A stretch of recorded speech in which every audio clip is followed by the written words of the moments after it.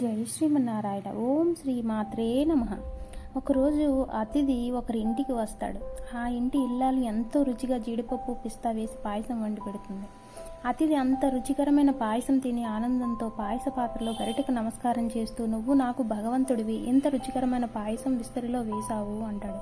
వెంటనే ఆ గరిటె, నన్ను పొగిడితే ఏమీ ఉపయోగం లేదు, వడ్డించిన చేతికి నమస్కరించు, మరింత పాయసం దొరుకుతుంది అంటుంది. ఇల్లాలు, ఇది నా గొప్పతనం కాదు, నా భర్త కష్టపడి సంపాదిస్తే నేను వండి పెట్టాను అంతే అనేసి ఆవిడ అంటారు. ఆయనకు నమస్కరించమంటారు. యజమాని, ఇందులో నా గొప్పతనం ఏం లేదు, భూదేవి మహిమ, ఆమె వల్ల పండిన పంటతో నేను ఆతిథ్యం ఇచ్చాను అంటాడు.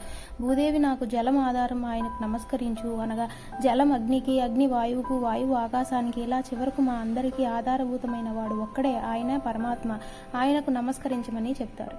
మనం తినే పాయసానికి పరమాత్మకు సంబంధం ఇదే. సృష్టిలో ప్రతిదానికి మూలం ఆ పరబ్రహ్మమే.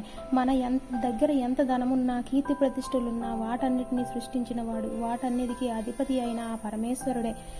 జై శ్రీమన్నారాయణ. జై జై శ్రీమన్నారాయణ. వినా వెంకటేశం ననాదో ననా